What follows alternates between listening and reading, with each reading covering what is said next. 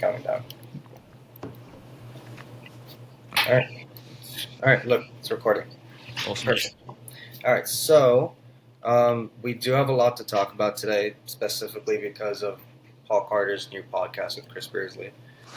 Everyone's going crazy over it. So I've watched it a couple times. I'm not. I think you heard it, right? I've listened through about everything but the last 20 minutes. Okay.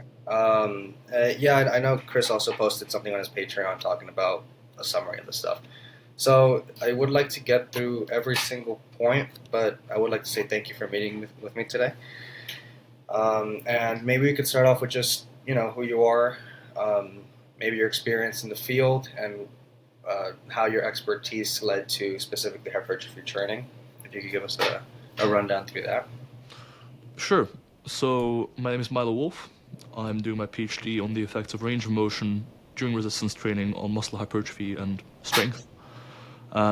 What led me here is when I was about 14 years old, I got into lifting, gradually got more interested in the science behind it. So I started reading, for example, Trauma by Science or Strength Theory at the time. Gradually got more interested in it, and when it came time to decide what I wanted to do after school, I thought that the only thing that really interested me in any major way was sports science, or the science of how to get jacked, essentially. Applied for some undergraduate programs in the UK, went to the UK, did my undergrad in sports science at Loughborough University, and then from there went to Solent University to do my PhD, and now I'm currently about a month and a half away from submitting my thesis and hopefully being done with my PhD within the next few months. Oh, congratulations. Thank you, man. Thank you. I heard getting a PhD gets really intense near the end. I remember someone saying it's like before focusing on saving the world, just focus on finishing your PhD first. Yeah, pretty much. I'd say for most people, especially in the UK, well, in countries outside of the US, in the US, a PhD is generally a lot longer and your hand is being held a lot more. Like, as in, you have lectures, you continue having teaching, etc. during that time. Whereas in the UK, for example, a PhD, the only thing I'm really entitled to is about 8 meetings a year minimum with my supervisors, where they might give me some overall guidance, but otherwise you're essentially on your own. And so for most PhD students in the UK, in my experience, and from people I've spoken to, for the first year or two, you're kind of, walking along, chilling, kind of trying to figure things out, and then you realize, oh, wait a minute, time's been passing by pretty quickly, and so the last, year or the last few months typically is a sprint to the finish line. But yeah, I've also competed in bodybuilding myself, I've competed in powerlifting, so I've got some background in both strength and physique sports as well now. Yeah, it's always good to put your foot in the mud, just to get a better understanding of those things. And you do work with, have you worked with people like Brad and all those pretty Yep. popular people in fitness? Yep. So I've collaborated with Brad on a few papers. I'm going to be visiting him in New York in a month or so, and then I'm going to be staying in New York for a month or so to help out with some data collection in fall. I'm also working for Trauma by Science at the moment, so working at Holes and Air Trexler and all those people as a coach, also as a coach from my own company. I've been coaching for 4 or 5 years as well. And in the past, I've also worked for Dr. Mike Israel of Renaissance Periodization. So yeah, I've been around, Yeah, those are really big names. So it's good to have people who have connections with them. Really good viewpoints from all different sides. There's a lot to go over today. I made sure to write down a list of the things I kind of want to hit that are most important, and then with the time we have left, we could do like a little Q&A at the end for the people who ask some questions. And specifically, before we just start getting into anything, I kind of want to see your definition on what is this stretch-mediated hypertrophy, and saying, would you consider it an absolute yet, or is it still a hypothesis that we're pretty unsure of? Rather than just saying muscles train at longer lengths or they grow better at longer lengths, like I could work with that, but maybe if we could go a little deeper in the definition of what it really is. Sure. So at this point, I think the concept of stretch-mediated hypertrophy is reasonably well established. That said, the mechanisms behind it aren't. So it is pretty consistent that when training a muscle group at longer lengths, all else being equal, there seems to be more hypertrophy than when training at shorter lengths. The term stretch-mediated hypertrophy is a bit of a misnomer, in the sense that you likely don't just get the hypertrophy by stretching a muscle group, right? Because you could be passively stretching a muscle group at an intensity of like 1 out of 10, like when you're doing static stretching, for example, and that won't necessarily result in much hypertrophy. So it's not necessarily stretch-mediated hypertrophy as much as it is longer muscle length training hypertrophy in a way, because you need to still apply sufficient tension, etc. It still needs to be reasonably challenging and so forth. With regards to whether it's a hypothesis or whether I think it's pretty established at this point, I'd say it's pretty established. When you're looking at the full range of motion versus partial range of motion literature, when you're looking at the partial range of motion versus partial range of motion at different muscle length literature, when you're looking at the 5 studies comparing isometric contractions at different muscle lengths on hypertrophy literature, it's pretty consistent that the idea of more hypertrophy existing when training at longer muscle lengths compared to shorter muscle lengths, it's pretty consistent. And so generally, stretch-mediated hypertrophy I would define as any additional hypertrophy occurring as a result of training at longer than normal muscle lengths. Right. I know I made I believe it was a TikTok talking about that. Basically the fitness community online just takes stretch-mediated hypertrophy in absolute, and they go, this is why they grow, this is how they grow. We'll get to why they grow in a minute, depending on Chris's definition of it. And I said it was a hypothesis, and I think people tend to get confused, and they started spamming me with studies. They're like, this proves everything. I'm like, well, I should have specified I meant the mechanisms of it, because people think to take an absolute step. The mechanism is because passive tension. But we're going to get into passive tension later, but I don't think it's that simple. I wanted to hear your thoughts. The first things I wanted to go over was sarcomeogenesis, I think I pronounced that right, and myofibrogenesis, which I don't know why they split it up into that. I mean, to me, the way I learned it and studied it was just sarcomerogenesis, which has 2 mechanisms, fibers growing in series, and for the people who are confused on that, it's like just the fibers kind of go in chains, and then if they go in parallel, they kind of just like stack on top of each other. Paul Carter says myofibrogenesis. I don't think there's a huge difference. I could be wrong. But I wanted to see your interpretation on Chris's definition about him specifically quoting extra hypertrophy isn't coming from the same source. When we talk about stretch-mediated hypertrophy, it's rather coming from the addition of that sarcomere series with the myofibro hypertrophy. Sure. So I can see where he's coming from. The chief issue with... So I listened to a podcast episode recently, I think a few days ago only. There's kind of 2 main issues I took with that line of reasoning. The first is the assumption that passive tension is the only mechanism or the mechanism at play when it comes to quote-unquote stretch-mediated hypertrophy. We just don't have any direct evidence suggesting or even providing strong evidence that's the case, right? There could be a variety of other things at play. It's really not that clear. It's unclear to what extent passive tension is even experienced, for example, during a lot of the protocols used in these studies on range of motion, right? Like when you look at the length-tension relationship of a single fiber or a single muscle group, for some muscle groups, even the length-tension relationship isn't super well established. But let's say we look at the length-tension relationship of a given fiber, right? It's unclear to what extent passive tension is experienced during, say, a squat to parallel during one of these studies, and whether or not that's even enough tension to really cause a difference. Certainly, there's enough other mechanisms that could be at play that I'm not confident that we can say, it's passive tension for sure. It's just like we haven't measured that directly in the context of these studies.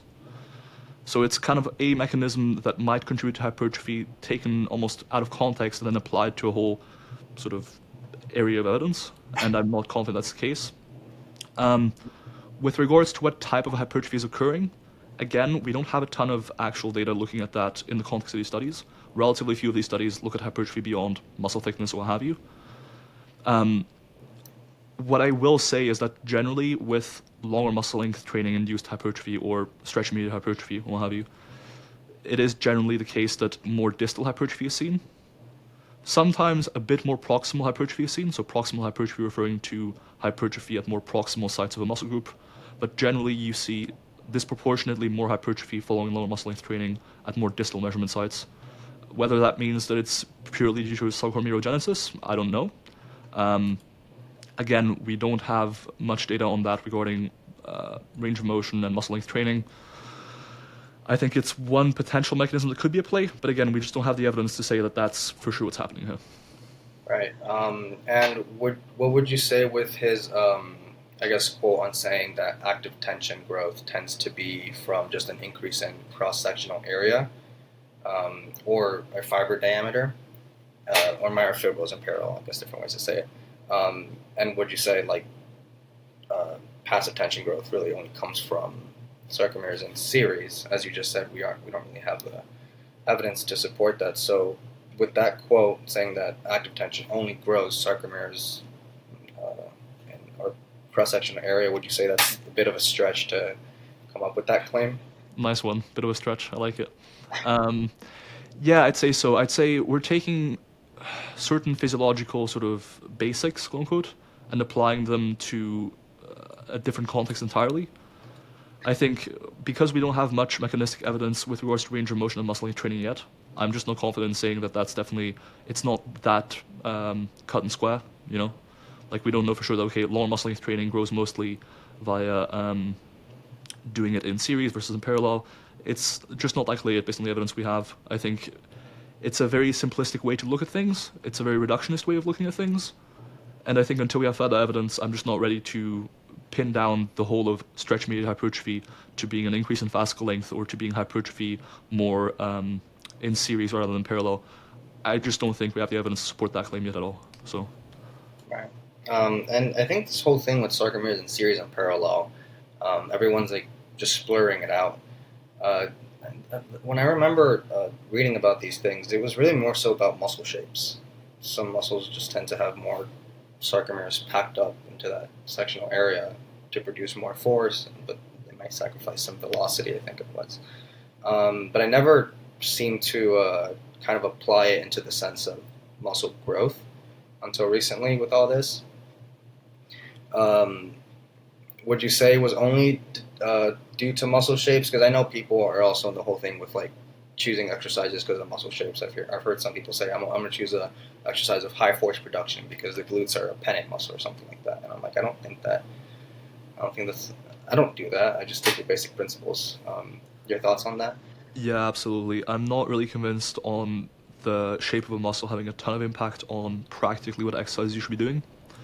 Um, it's a lot of these ideas stemming from either very fundamental physiology or very fundamental biomechanics that are then directly applied to practical applications can often mislead you, right? Like I think when you're looking at the basics of muscle physiology and then trying to make inferences on how that would apply to studies that haven't measured anything remotely related to that, you can make a lot of mistakes. So, as an example, there's a lot of I'd call it theory crafting at this point about which muscle groups may or may not respond to stretch-mediated hypertrophy. Ultimately, rather than picking my favorite mechanism and interpreting a whole body of evidence in light of that without any evidence, direct evidence looking at it, I would rather look at the direct studies that have looked at those muscle groups, right? And seeing if we can draw a generalizable principle that, we can certainly modify down the line if more data comes out that is to the contrary, but that can be like, okay, well, it seems like most muscle groups respond favorably to this thing, right? So when you have, I want to say, 3 or 4 studies on the biceps, 3 or 4 studies on the triceps, 1 study on the calves, 2 studies on the quads looking only at length and partials for range of motion.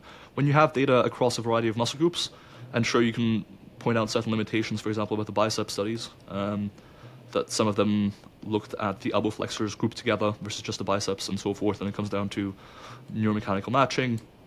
And there may or may not be some truth to that. Ultimately, that's the thing with this claim specifically about neuromechanical matching, is that we have only 1 study looking at the effects of matching the strength and resistance curve of an exercise to, well, the strength curve of a muscle group or muscle groups to an exercise resistance curve and how it impacts hypertrophy. And that 1 study essentially found no real impact of doing that positively for hypertrophy. So I think when you're making theoretical claims about why matching the strength curve of a muscle group to the resistance curve of an exercise would be better for hypertrophy, it's a thing that's neat in concept and it is intuitively logical, right? Like, oh yeah, if you want to train the biceps optimally, then you got to load the exercise most heavily where the biceps have the best leverage, so that they get trained the best and get a good hypertrophy response.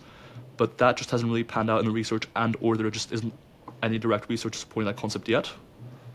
And so I'd rather look at the direct evidence comparing partial different muscle lengths, or full range of motion versus partial range of motion, because that's ultimately actually measuring what we care about, which is hypertrophy. The mechanism we can potentially figure out later. At the very least, right now, we don't have enough evidence to figure it out for sure. So that's why for the time being I'm reluctant to accept either neuromechanical matching as the principle, well, the mechanism underlying all of these differences in hypertrophy following longer versus shorter muscle length training, or any single mechanism for the time being. What I'm willing to do is observe patterns, like, oh, well, it looks like consistently longer muscle length training leads to more hypertrophy, and more hypertrophy specifically at distal measurement sites. Whether that's due to X or Y mechanism, I couldn't say for sure yet.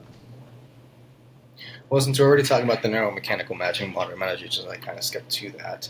And for people who aren't familiar with that, would you agree in the definition to say that it's basically, I guess a really simple way to put it is like muscles tend to grow where they have the best leverage. I mean, that's how people have been defining it. Yeah, sure. I think that's fine. There's a few small things I take issue with. The first one is I don't really enjoy using jargon where jargon isn't necessary. So, like, for example, when I first heard the words neuromechanical matching, I was like, I'm sorry, what? Like, and I'm doing my PhD in sports science. Like, things should come reasonably naturally to me compared to most people. And obviously, it's a relatively intuitive idea ultimately. It's basically matching the resistance curve of a task with a strength curve of a certain muscle group, to make them grow the most. Now, there's a few issues there. One issue is that if a task is taken to failure, like for example, if you're doing pull downs to failure, right? And pull down involves, let's say, an underhand pull down, mostly involves elbow flexion and shoulder extension. If that set is taken to failure, even if there are relative differences in the leverage of different muscle groups during that range of motion, if it's taken to failure, and training a muscle group to complete exhaustion isn't necessary for hypertrophy, in all likelihood, all of the muscle groups are going to get a pretty good stimulus out of it. Like, let's say, for example, the biceps have worse leverage than, well, let's say the lats have worse leverage above about 120 degrees, which I think is often said by Paul Coyle or what have you. Above 120 degrees, the lats lose leverage, and thus maybe other muscle groups take over, right?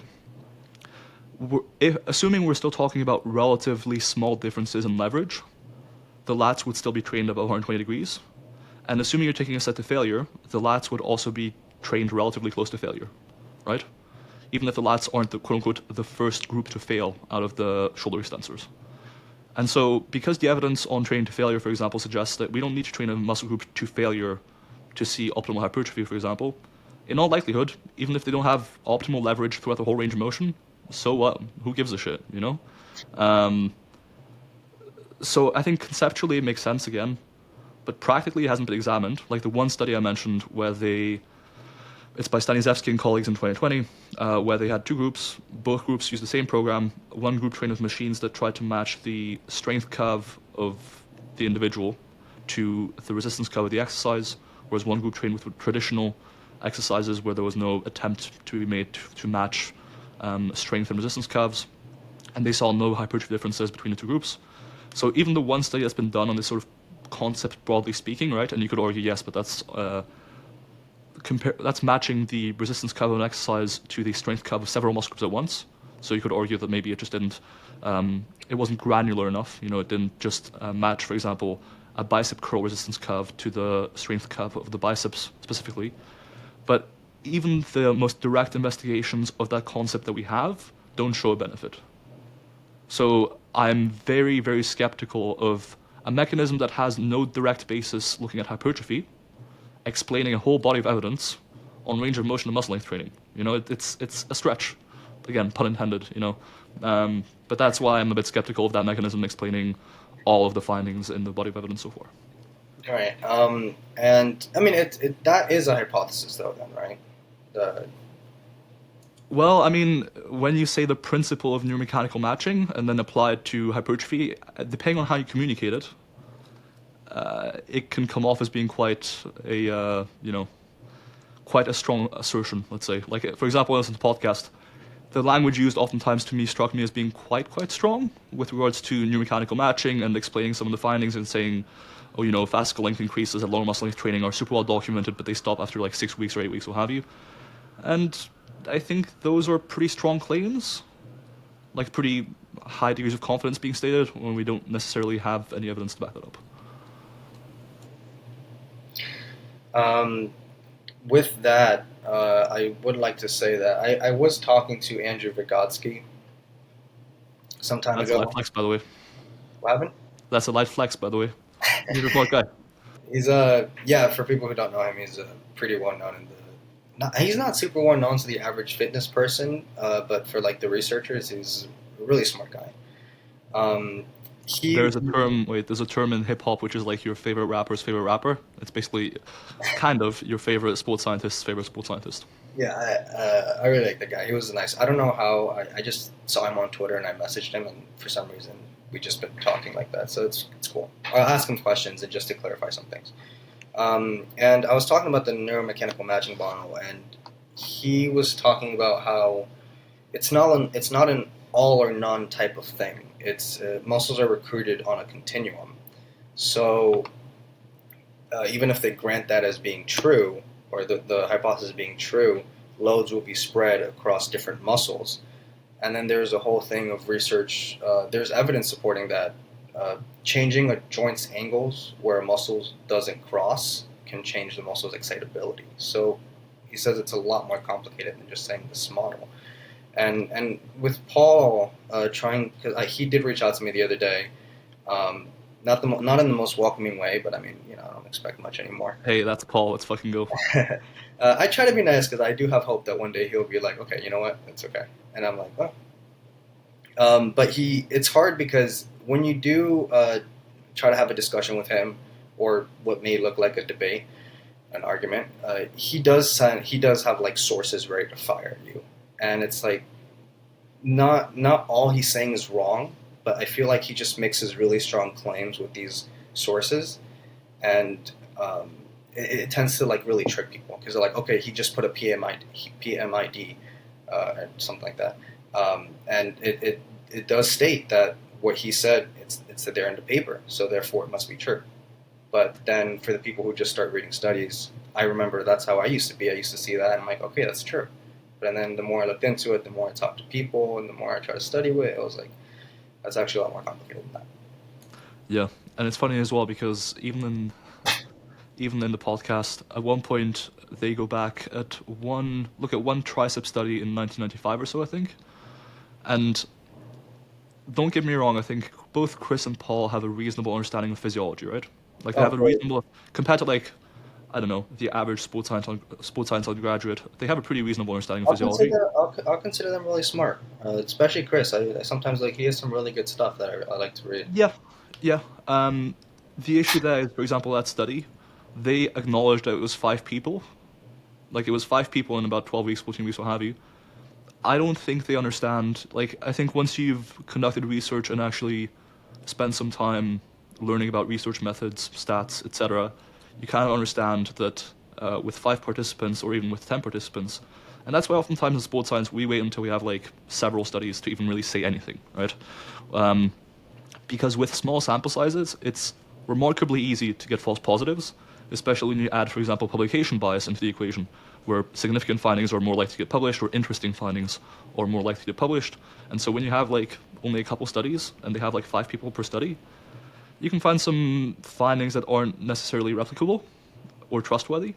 So that's why you generally wait for a while. And so while in my estimation they have a decent understanding of physiology, sometimes their interpretation of physiology and how it applies to training contexts, and their understanding of, okay, well, we have this study. Is the study actually worth much in the grand scheme of things? That interpretation is a bit more sketchy. The final thing I'll say, going back to neuromechanical matching, is there is a second assumption built into that. So there's the first question of, well, does, quote-unquote, the principle of neuromechanical matching exist, right? Like, do different muscles get recruited at to different extents depending on what their leverage is? The answer there, from what I understand at least, is likely yes, right? The second question is, to what extent is this relevant within most lifting contexts? Like, is there a meaningful enough difference in recruitment at different joint angles for most exercises for it to really make a big difference in hypertrophy? If so, that might help explain some of the muscle length research. If not, probably not. Based on the evidence we have, the differences in recruitment based on neuromechanical matching may just not be large enough to really cause a difference. And that's why, until we have evidence suggesting that it does, it's not my most likely explanation for why we see stretch-mediated hypertrophy. I'm open to being proven wrong, certainly, but I think for the time being, we just have so many assumptions built into that I'm just not ready to accept it as like the be-all, end-all mechanism for this concept. Right. And then there's the whole complexity with internal moment arms. For the people who, I guess, do math or take engineering, I guess a moment arm problem, simple or not, depending how good you are at it. It is relatively simple because they give you a certain area, they give you some things to work with. But if you look at a joint and a tendon, there's so many different forces and things like that. It's I read a paper looking at the complexities, and it's like a lot of the math is not necessarily, I don't want to say there, but it's like we just aren't sure yet. Yeah, and that's kind of why earlier I mentioned, for example, that for a lot of muscle groups, we don't even have necessarily a very well-established length-tension relationship for whole muscle groups. And so when you try and make inferences about, like try and explain studies results away with just that, when we don't even have super accurate representations of that stuff yet, that's why generally I prefer sticking to looking at the outcomes that we actually care about versus looking at the mechanisms first. Because I think it's good, right? I think it's good to try and generate some theories, but I think that the theories should attempt to be internally consistent. Like you can actually be consistent in how you explain things, and for that theory to still explain the results of the studies that we actually see, right? So in this case, if they stick by neuromechanical matching and it actually accurately explains the results of what we're seeing, fair enough. But in this case, we just don't have a good enough definition of what each muscle's length-tension relationship is, how much of a role that plays in actually changing hypertrophy, whether or not the differences in recruitment are meaningful enough to result in meaningful differences in hypertrophy. And then the next thing is, well, okay, assuming that's the case, how well does this actually explain differences in hypertrophy comparing shorter to longer muscle length training in these studies? So before all that is addressed, in my mind, I'd rather look at the hypertrophy results and say, well, very consistently, longer muscle length training appears to result in more hypertrophy across a variety of muscle groups, at least in the context of how most people lift. You know, whether that's due to increased passive tension, I don't know. It might be. Passive tension isn't my quote-unquote leading mechanism of choice when I think of how to explain this. But that's why I'm a bit skeptical of that explanation for now. Yeah, and well, I want to go into passive tension and the descending limb length because that's basically their entire theory on why muscles tend to benefit more. And when you look at it from like the grand scheme of things or from like just a surface level kind of view, it sounds good. And I used to go by that. I'm like, oh, this makes a lot of sense. The descending limb length, this and that. I started looking more into it, and as soon as I know Chris posted the study on the biceps, he made an infographic showing that the biceps don't reach the descending limb length. I don't remember the name of the study, but when I read it, the biceps seemed to reach, if I remember, it was like 1.25, which is very much on the descending limb length. And then if you were to model that in OpenSim, which is like where I guess a lot of biomechanists model their interpretations of how muscles somewhat move, it's in the descending limb length when you do movements like shoulder extension or like an incline bicep curl. And then Paul proceeded to say, I know, Kasim Hansen, are you familiar with him? He was saying that that study was measuring sarcomere length, just a single sarcomere length. And then Paul was like, no, they were measuring normalized sarcomere length. Regardless of what it is, that study, I think it was just an extrapolation of a cadaver studies. And cadavers, basically, I haven't done the cadaver class where it's like you actually look at the cadaver, but I have friends that have.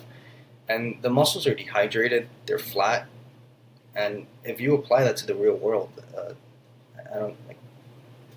it just doesn't perfectly align with it. I'm not sure if you're familiar with the bicep study, but if you are, do you have any? Which one? I don't remember the name. I should have wrote it down. I Yeah, no, remember just describe the design real quick, and I should be able to. uh, it was The preach curl one?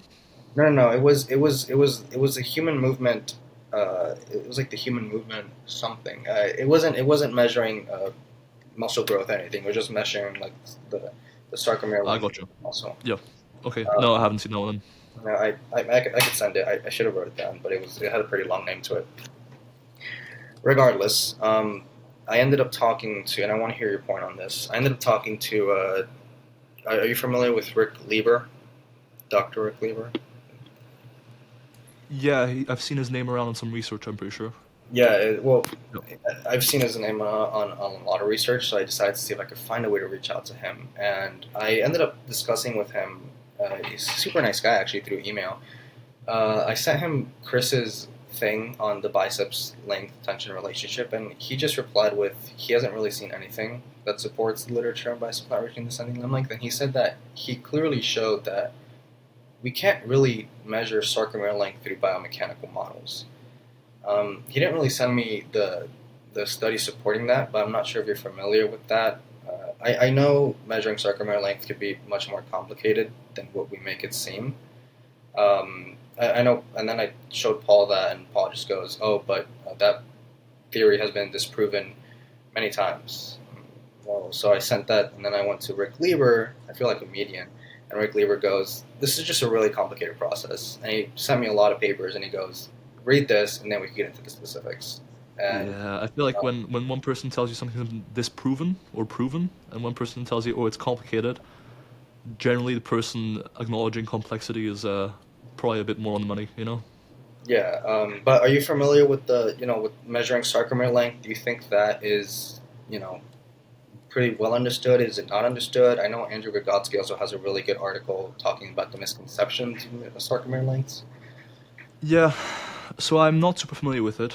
I will say with a lot of these mechanisms again, I'm not sure how directly they pertain to range of motion in the muscle length debate. Um, I think that's why this whole topic is relatively interesting to a lot of people. Obviously, it has practical applications as well, but it's because there's a lot of debate around what mechanisms are at play. But I can't say I'm super familiar with the measurement of sarcomere length and how that impacts things. Okay. Well, well, if we're going to talk about sarcomere length, I do want to talk about fascicle length too. And I remember you put in a video saying that the research doesn't conclude that stretch-mediated hypertrophy is fascicle dependent. Um, or could you clarify on that, how it doesn't conclude that? Because I know Paul makes this the claim where it's like, oh, well, the first person that says about biceps, so I asked them, did they measure fascicle length? And if not, there's no way to tell if stretch-mediated hypertrophy has really occurred. So, I'd like to know more on that standpoint. Sure.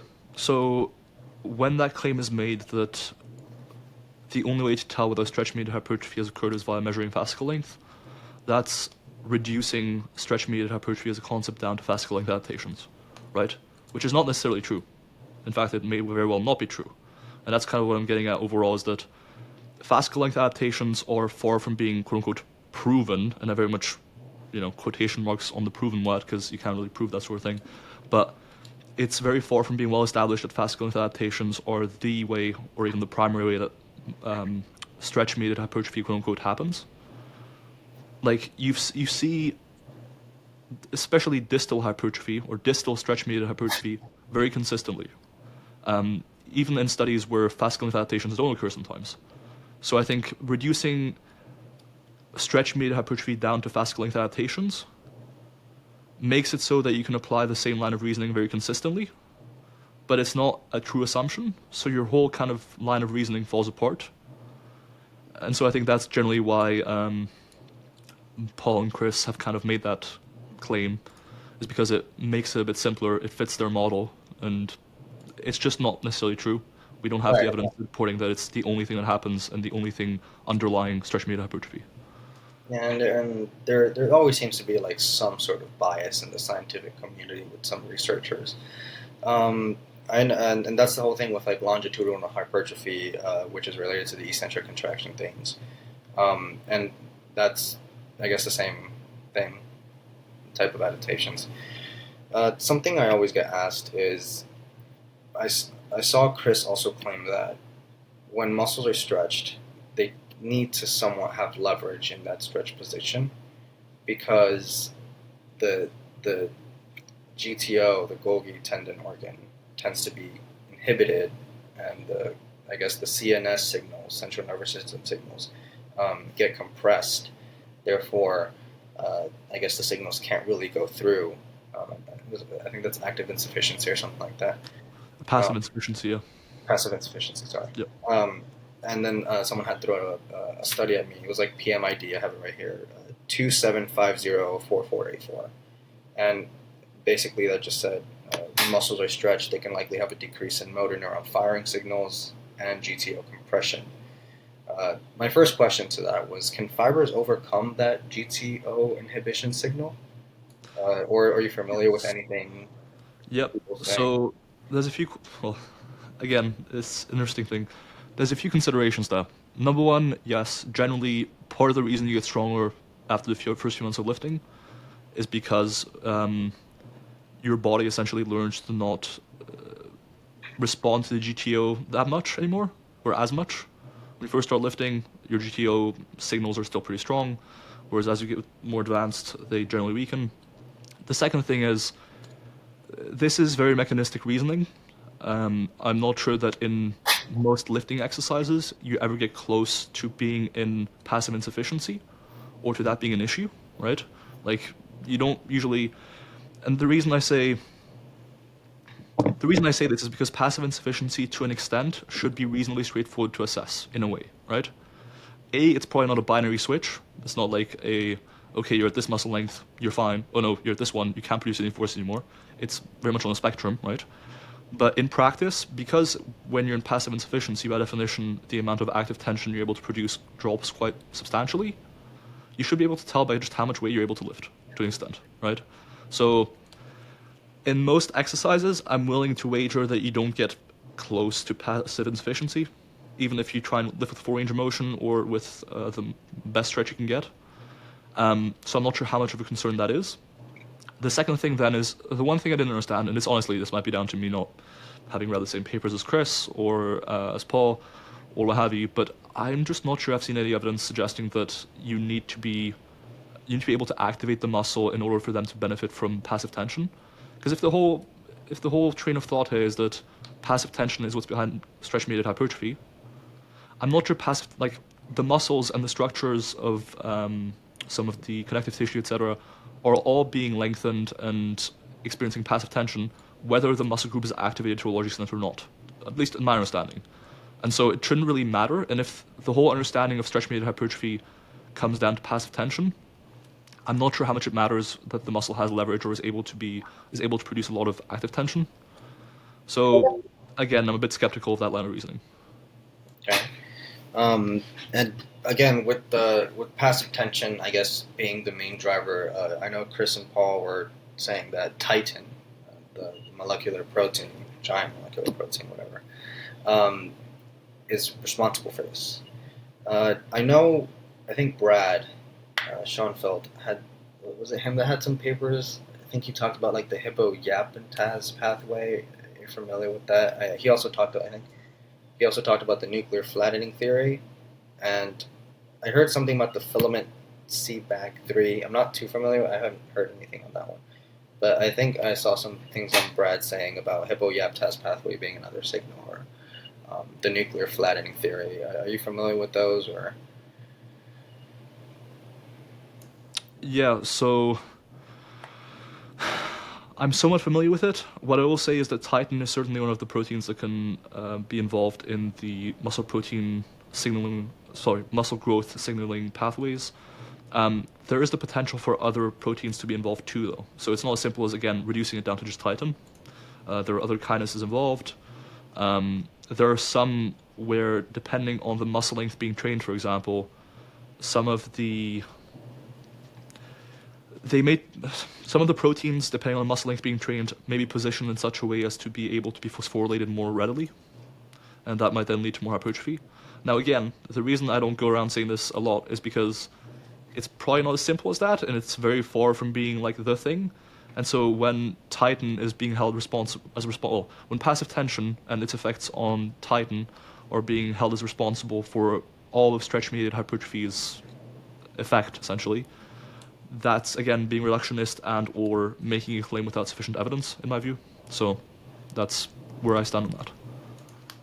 Yeah, I've seen some connotation on the extracellular matrix versus Titin in producing passive tension, and this is something like that Lieber really writes about. This is where I've seen most of his papers come from, on how there was a study measuring mouse and frogs, and then the frogs' ECM, extracellular matrix, produced less than 5% passive tension.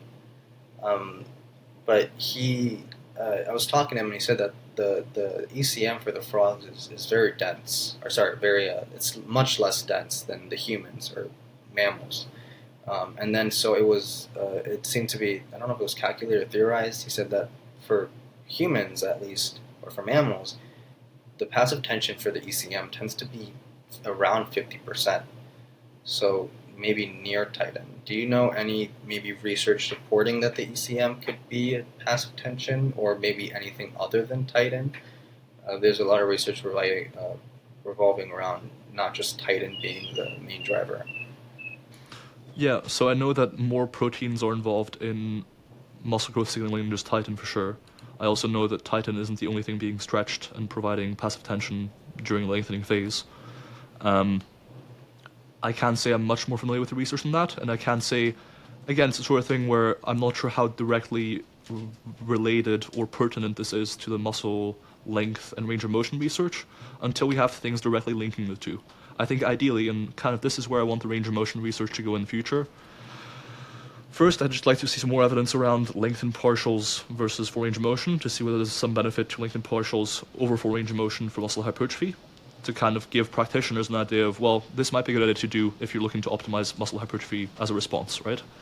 But the second thing would be to see, once we've got that understanding, to measure some mechanistic stuff, like maybe measure passive tension during the exercise, maybe measure some molecular data to see what's going on there, to gradually hone in to a response to, okay, well, what's the mechanism at play? But I think for the time being, while I find the mechanistic under discussion fairly interesting, if it's being had especially with a good degree of uncertainty and a good degree of caution being discussed, I think it's fine. But I think until we have direct data on it, or until we have more on that stuff, I think it's speculation at best, or it might be misleading in some senses, because it might mean that you come to the conclusion that certain muscle groups don't respond or do respond when you have evidence to the contrary that's directly suggesting.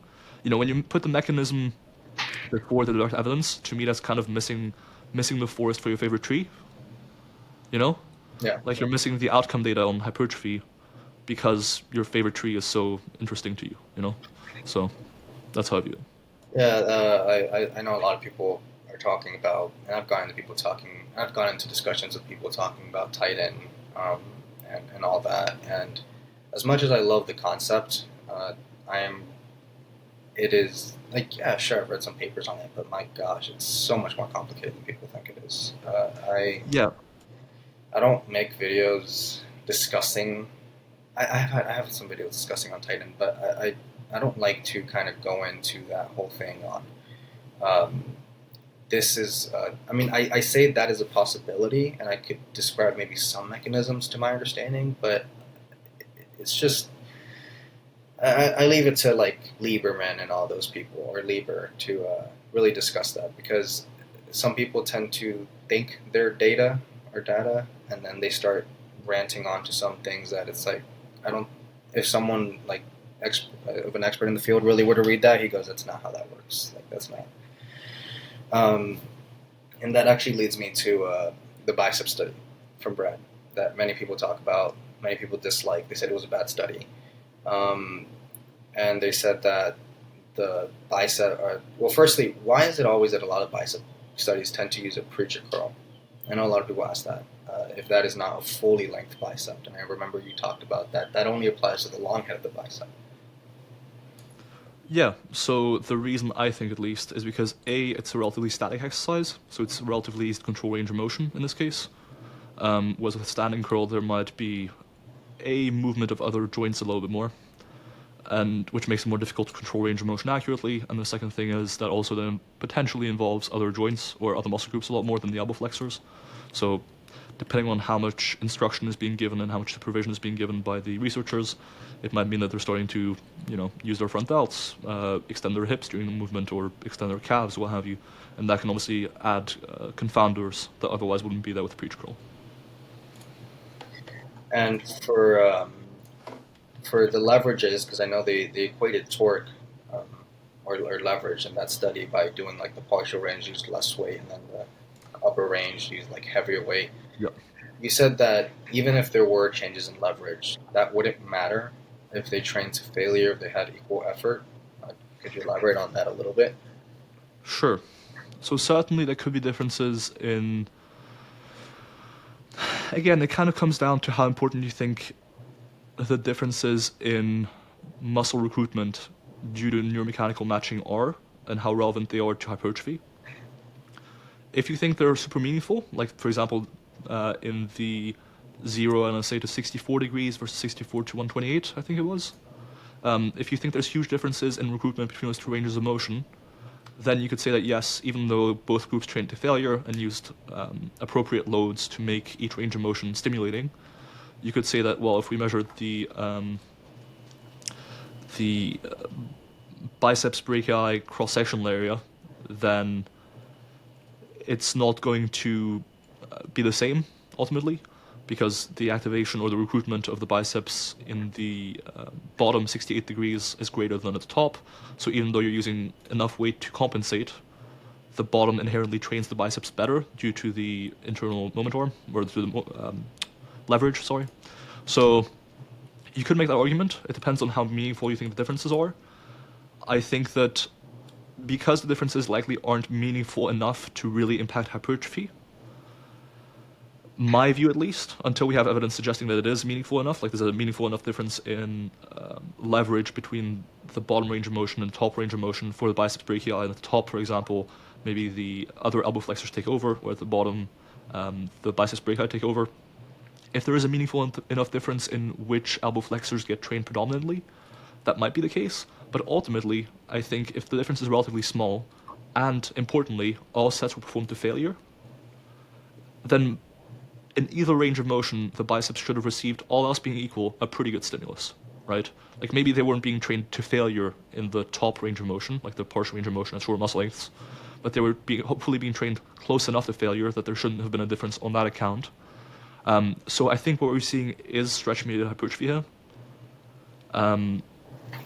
Again, until we have evidence suggesting that neuromechanical matching and differences in recruitment owing to neuromechanical matching are relevant in the context of different ranges of motion in these studies, until we have that data, I think I'd rather take it at relative face value, let's say. Right. Chris and Paul always, I guess, dismantle that study by saying that only measured regional hypertrophy, distal hypertrophy. It wasn't stretch-mediated hypertrophy. Just because the or the moment arm of the exercise, or it was more difficult I when the arm mean, was fully they stretched. measured cross-sectional area both 50 and 70%, right? So they looked at one relatively, I guess, intermediate site and one relatively distal site. Sure, you saw greater hypertrophy at the more distal site and not much greater hypertrophy at the more proximal site. But when you look at the wider body of evidence, even proximally sometimes, longer muscle length training does appear to lead to more hypertrophy. So I guess it's another sort of point against potentially the claim that passive tension and fascicle length adaptations are the mechanisms at play, is that sometimes even proximal hypertrophy is greater. So that might kind of throw a wrench in that hypothesis.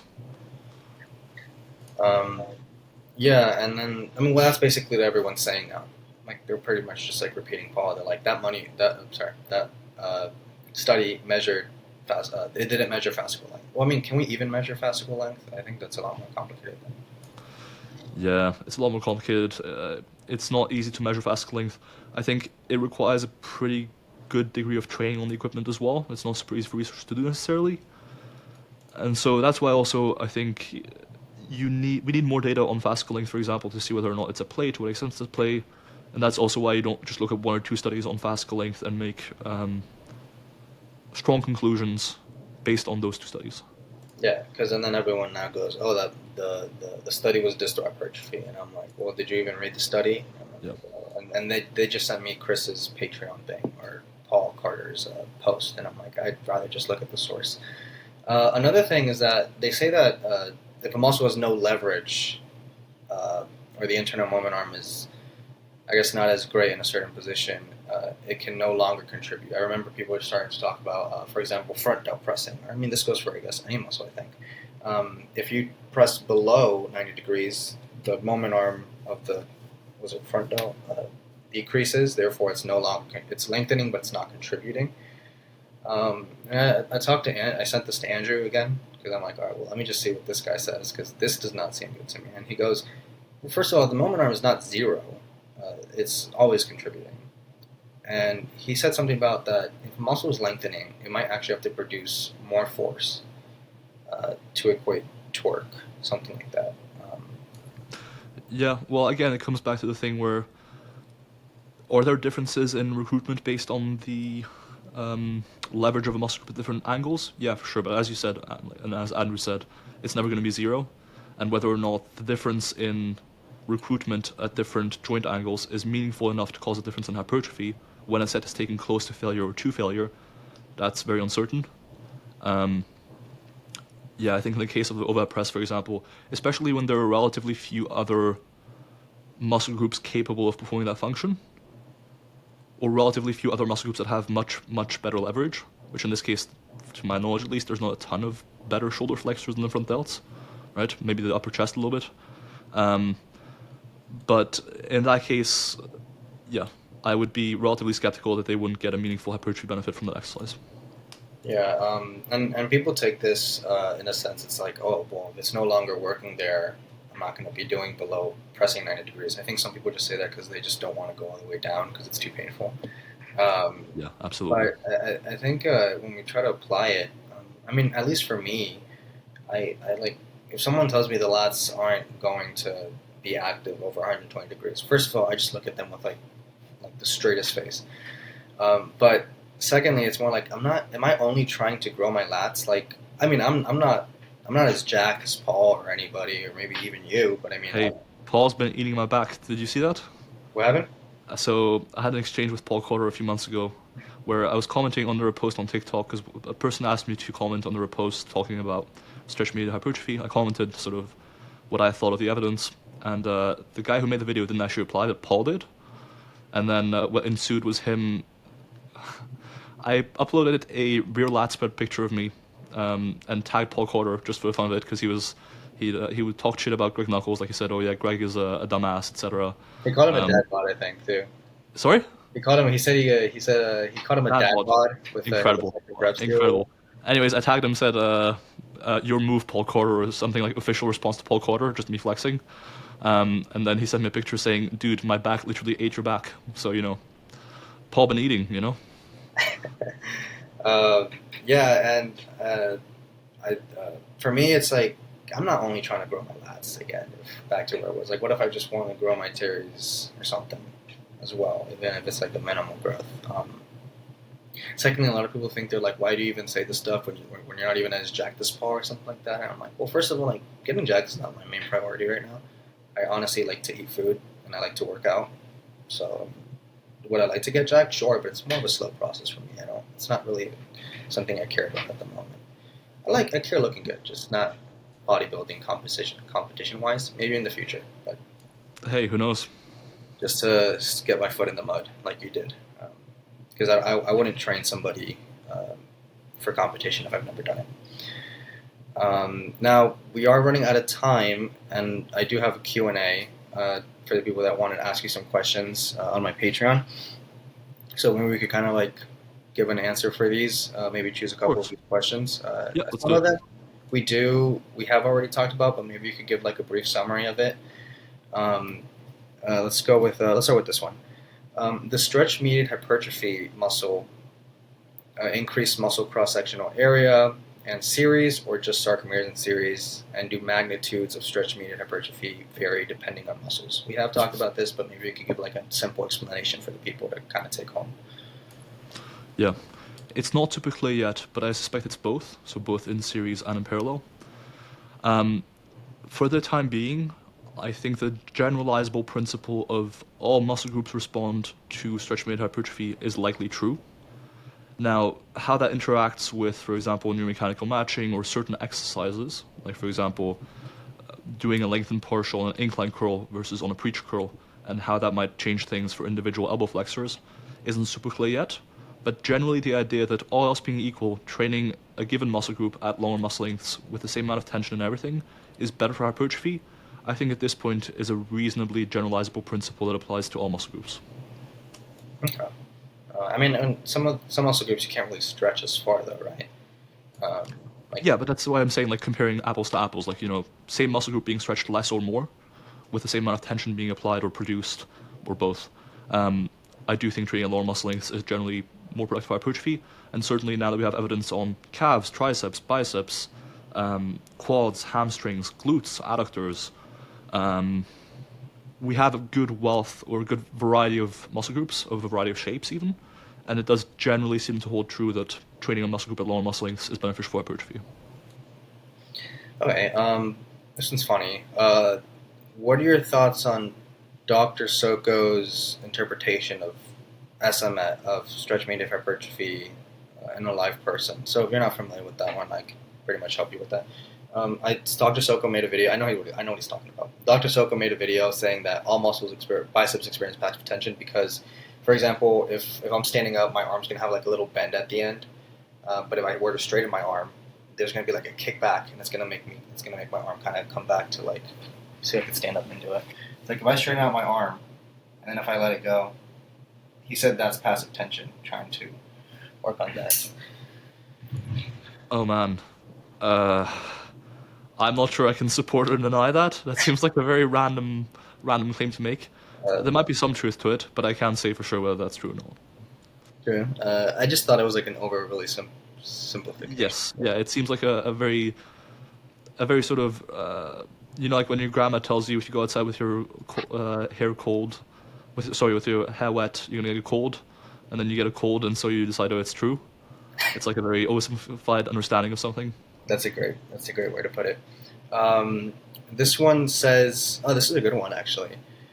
How fast do you believe a person would take to maximize sarcomerogenesis adaptations? And would you know any research that suggests sarcomeres growing in series plateau faster or atrophy compared to myofibrillar or parallel hypertrophy? Well, taking what we already said, that we're not sure how that occurs, or both occurred. Sure. I know research saying that Chris Beardsley say that when sarcomeres go in series, they tend to plateau faster. Sure. So what I'd say is, I couldn't say for sure whether they atrophy faster than just traditional muscle growth, quote unquote, or muscle growth that's happening in parallel more so.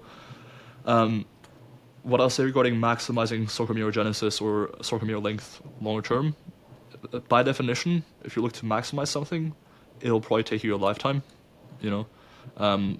It is possible that the adaptations or the bulk of the adaptations happen relatively quickly, and there is some evidence to that effect. But I'd say if you're looking to maximize it, and certainly if you're looking to maximize hypertrophy in your career, quote unquote, then I'd say years and years probably. Yeah. So it's not like you could do stretch-mediated hypertrophy for like 6 weeks, and then you got to stop because it plateaued. No, and certainly I wouldn't do stretch-mediated hypertrophy just for 6 weeks, because we're like, if now we knew for sure that it was only sarcomerogenesis at play here that was causing stretch-mediated hypertrophy, you could do that. If we knew that was the case, and that after about 6 weeks of longer muscle length training, your sarcomerogenesis is peaked and you're done essentially. But because we don't have the understanding that stretch-mediated hypertrophy is entirely down to that yet, and we don't have the understanding that it's only 6 weeks either, I think longer muscle length training. And it's interesting because in my meta-analysis, I performed a subgroup analysis a meta-regression rather, looking at the effect of how intervention duration or training intervention duration modulated differences in adaptations based on time. And at least when you grouped it by adaptations and sort of very broadly, it didn't seem as though intervention duration played a role. So if there was an effect of after a few weeks you don't see any additional sarcomerogenesis, at least in that very sort of broad analysis, it wasn't being shown that, after 6 weeks you see a clear reduction in how much full range of motion benefited them in terms of performance adaptations or muscle growth adaptations. Okay. All right. So I think we have time for 2 short ones. Is that okay? One of them would be, okay, if a muscle can't benefit through a lot of stretch-mediated hypertrophy, I think this is when I'm implying that some muscles have like different magnitudes of the benefit, I guess. Would that mean that its fatigue is proportional to the benefit? I think he's referring to Kasim Hansen again, where he said that, for example, if the triceps don't benefit as much stretch-mediated hypertrophy, then they can't accumulate as much as the fatigue because the fatigue is proportional to the stretch, something like that. Yeah, so that goes on to another debate as to whether or not lower muscle length training is inherently more fatiguing. There's not a ton of direct data on this, and certainly oftentimes the way fatigue is measured is not the most ecologically valid, right? So oftentimes you can measure markers of fatigue, like creatine kinase or what have you, but ultimately I think measuring performance is a better thing to do, and there's just not been a lot of measuring return of performance to baseline pre-disruption is a better thing to do to assess performance generally, maybe ideally alongside some molecular markers as well. But that hasn't really been done in relation to long or short muscle length training that much. And so it's possible that long muscle length training is inherently more fatiguing, and that's why, because it's being trained at lower muscle lengths, it's more fatiguing. But I think that it may also be due, at least in part or in large part, due to novelty, where most people haven't been focusing on lower muscle length training that much. So when they first introduce it, the repeated bout effect isn't really kicking in yet. The repeated bout effect saying that, hey, when you expose yourself to a certain stimulus, over time, your response to that stimulus in terms of fatigue and recovery and so forth lessens. When you've never really trained at lower muscle lengths, that effect of lessening the fatigue or the recovery period over time, that hasn't really kicked in yet. And so inherently, when you first perform lower muscle length training, it may be more fatiguing. I think that's mostly what explains differences in recovery time course following initially introducing lower muscle length training. I mean, with the triceps specifically, I haven't even seen any research for them that shows that they don't reach the descending limb. So Yeah, neither have I. I mean, maybe there is, but I haven't seen anything. And the last question would be upper traps versus levator scapulae as prime mover for shrugs. I think this goes back to the whole debate with. I'll be honest, I have no idea. I think without having a look at the The Johnson length study. tension, yeah, without looking at the length tension relationships for the levator scapulae and the traps, I think that both will likely be trained if they have the same functions, which in this case they kind of do, in this context at least, and they both have reasonable leverage at those angles. They will both be trained pretty well, especially if you take set close to failure. So I wouldn't really say, oh, for sure, the traps or the levator scapulae. I think both are likely involved, and both will likely grow from shrugs. I mean, would you say that like if a muscle has like a less cross sectional area, therefore they can't really contribute as much and they work as a stabilizer, or?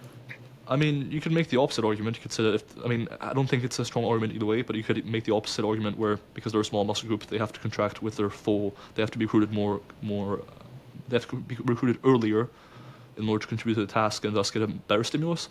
But I think ultimately, independent of their exact size, I think if they perform a function and they have reasonable leverage, and by reasonable I mean like any decent leverage, and the task is being taken close enough to failure, like momentary muscular failure, that muscle group will likely grow well enough. So basically, the take home today would just be make sure to train near failure, and the muscles would basically be. Yeah, pretty much. I think the take-homes are, A, we don't know what the mechanisms behind stretch-mediated hypertrophy are yet for sure. Anyone telling you otherwise is probably wrong. That provided you're taking a set reasonably close to failure, differences in neuromechanical matching may not necessarily matter. And until we have data suggesting the contrary, I wouldn't be inclined to believe that they would. Yeah, and that generally, longer muscle length training is probably a good idea for hypertrophy. Uh, you have any studies coming out more that are you familiar with? Yes. I'm currently conducting 2 studies. One study in the calves comparing, so everyone's training both calves, but it's a within subject design, which means one calf is being trained with full range of motion, and one calf is being trained with partial range of motion. The partial range of motion is half the full range of motion in the middle of the full range of motion, which no study so far has done. So essentially trying to equate for the average muscle length being trained to an extent. So that hopefully we can see, okay, well, does range of motion only influence hypertrophy insofar as it is mediated by muscle length, or is there an independent effect of range of motion itself independent of muscle length on hypertrophy? So measuring hypertrophy before and after 10 weeks of training, one leg being trained with full range of motion and one leg being trained with partial range of motion, trying to match for muscle length being trained. And then the second study is a between subject design where people are assigned to one of 2 groups. One group is training the upper body with full range of motion. One group is training the upper body with a partial range of motion, specifically half the full range of motion in the lengthened position. And this is across a full training program. So it's 3 days a week of upper body training, about 8 to 15 sets per muscle group per week to failure, all of them. So pretty hard training, pretty similar training to what people would do in the gym as well. So between 6 and 15 reps for all sets. And measuring hypertrophy before and after using the ultrasound on the biceps and triceps for more proximal to more distal sites, measuring hypertrophy as well using a more global measure like a bod polydexa or skin folds, and measuring strength using 6 rep maxes with both a full range of motion and a partial range of motion before and after the study. And we're conducting this study across 5 universities across a year or 2, trying to get plenty of people in the study, because ultimately, as I said earlier, when you have one study with 5 people, you can't make really good inferences from that data set. So when we're talking about trained lifters in this case, people who've been training for 3 years or more in the study, and the impact of the relatively smaller impact of a variable like range of motion, we need a big data set to be able to detect differences effectively. So we're trying to get about 50 to 100 people or more across a year or 2 to answer this question. Well, I can't wait to read those when they come out. Hey, me too. And, it was good to hear answers from, someone who actually follows the data, or at least goes in with more cautious approach to things. So yeah, you really did help clear a lot of these questions, because a lot of these questions are really asked, not necessarily in podcasts. I know Revive Strong is a great podcast, but I think they try to stay away from like the nerdy side. Yep, sure. I don't care. I just whatever question comes up, whether it's nerdy or not, if I could get an answer to it or get a kind of like a better view at it, just to maybe stay safe before making assumptions. Like Paul. For sure, man. It was awesome. Well, thank you so much. If Paul sees this, maybe makes a podcast about it, and maybe we have another reason to go back at it with more studies. So, For sure. Hope you have a great day, Milo. Thank you. You too, man. Take care. You too. Thank you. Bye.